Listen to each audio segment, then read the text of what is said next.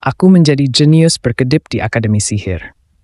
Bab 19, Bagian 1.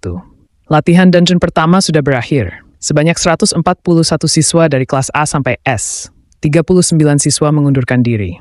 Meskipun finish di urutan kedua, Hyeonryang merasa kalah, dan dia ditinggalkan dengan rasa pahit, sehingga dia langsung menuju ke tempat latihan kelas S pada malam hari. Bahkan jika Aisel tidak mengganggu di detik terakhir, menang tetaplah sulit. Meskipun Mayusong hampir kehabisan tenaga, dia akan segera pulih dengan istirahat sejenak. Sebaliknya, Hyeonryang hampir kehabisan mana, jadi dia tidak yakin apakah dia akan menang atau kalah jika pertarungan berlangsung lebih lama. Aku tidak bisa mengalahkannya, tidak peduli apa yang kulakukan. Apakah jarak antara bakat kami begitu besar? Mayusong ceroboh dalam segala hal. Tetapi ketika dia menemukan sesuatu yang membangkitkan rasa ingin tahunya, dia akan melakukan apa saja untuk unggul dalam hal itu. Lalu, tada! Hasilnya akan melampaui para ahli yang telah berkonsentrasi pada satu bidang selama lebih dari 1 dekade. Mayusong selalu seperti ini. Akibatnya dia menjalani hidup yang disukai semua orang. Maaf, aku melakukannya untuk bersenang-senang, tapi aku melakukannya dengan lebih baik. Itu adalah permintaan maaf yang tulus. Tidak pernah bermaksud mengejek orang lain. Jadi Hyeonryang semakin marah. Keterbatasan karena tidak bisa menang, bahkan dalam satu pertarungan melawan seseorang yang tidak berusaha membakar egonya. Tidak, aku tidak punya waktu untuk menyalahkan diri sendiri.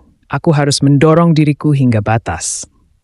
Dia mengeluarkan tongkat sihirnya dan berdiri di depan boneka orang-orangan sawah yang besar, dan mananya menari liar. Dari awal hingga akhir, keterampilan sihir satu demi satu bersinar, dan boneka orang-orangan sawah itu bahkan tidak sempat mengaktifkan kemampuan pertahanan khasnya, dan dibombardir hingga hancur total. Hyeonryang, mengapa kau tidak beristirahat? Putri Hongbiyeon. Hyeonryang, yang telah membakar mananya dengan liar untuk waktu yang lama, bisa tenang berkat panggilan dari Hongbiyeon. Dia sudah menggunakan keterampilan sihir beberapa kali, yang membebani tubuhnya dengan berat, dan dia dalam keadaan kacau. Tidak peduli seberapa keras dia melatih staminanya, mempelajari rumus sihir, atau bahkan berlatih keterampilan sihir siang dan malam, dia tidak bisa melampaui batas mana yang disimpan oleh tubuhnya. Sambil memanggil sihir atribut apinya dengan liar, Hongbiyeon berdiri di samping Hyeonryang, menyuruhnya tenang.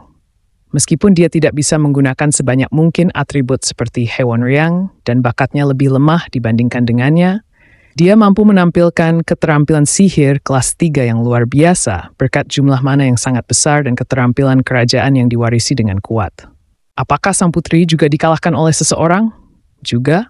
Apakah kau juga dikalahkan? Hyeonryang tersentak mendengar kata-kata itu. Dia kelepasan bicara yang tidak biasa untuk kepribadiannya. Namun, Hongbiyeon tetap diam. Dia bukan tipe orang yang terganggu oleh hal-hal sepele seperti itu. Aku dikalahkan. Itu juga oleh orang yang menempati posisi terakhir di seluruh tahun pertama. Itu membuatku stres. Ada banyak alasan. Misalnya, medan yang terus berubah, semua keterampilan sihirnya sudah diketahui karena dia terkenal, atau keterampilannya berfokus pada kehancuran yang mengakibatkan akurasi rendah, dan lawannya unggul dalam kecepatan. Namun, pada akhirnya, alasan-alasan tersebut hanyalah alasan. Fakta bahwa Hongbiyeon kalah karena dia tidak cukup baik tidak berubah. Kemudian, dia mendapatkan tongkat poin dan finish di posisi ketiga. Meskipun dia tidak menang di tempat pertama, ibunya justru puas. Hongbiyeon tiba-tiba menyadari bahwa dia mendapatkan posisi ketiga karena Baek Yusol memberinya tongkat poin, dan dia menusukkan tongkat sihirnya ke lantai. Bang! Bang! Target di depannya terbakar habis. Karena harga dirinya yang tinggi, dia menyerahkan tongkat poin itu kepada Baek Yusol. Apa yang akan terjadi jika Baek Yusol benar-benar mengambil semua tongkat poin? Apa yang akan kulakukan jika aku tidak masuk peringkat? Dia teringat bahwa hatinya yang gelisah lega ketika dia mengembalikannya. Menyebalkan. Dia tidak menyukainya. Bukan karena dia tidak suka Baek Yusol, dia hanya benci pada dirinya sendiri karena takut, cemas, lega, dan gembira dengan setiap tindakan dari seorang rakyat jelata biasa.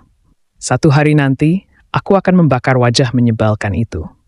Ketika dia membayangkan wajah orang-orangan sawah bodoh itu sebagai Baek Yusol, kekuatan destruktif keterampilan ofensifnya meningkat secara tak terduga.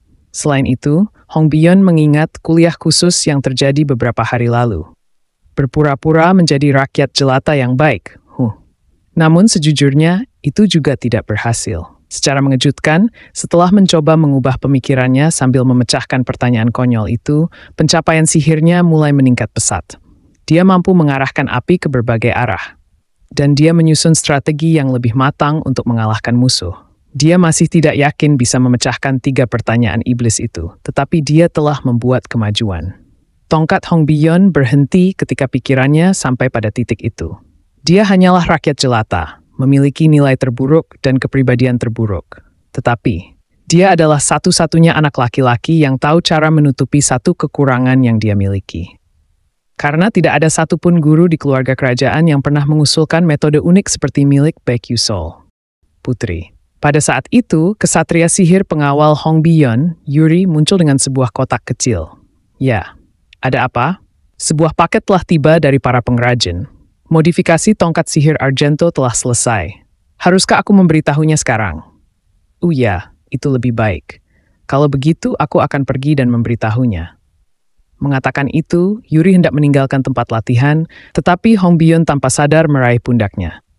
Ada apa, Putri? Tidak, biarkan saja. Aku akan memberikannya kepadanya. Aku kebetulan punya sesuatu untuk dilakukan di jalan. Aku mengerti. Ketika Hong Bion diberikan kotak itu, dia menghela napas dalam-dalam. Aku gila. Aku tidak yakin apa yang kupikirkan ketika aku mengatakan akan membawanya sendiri.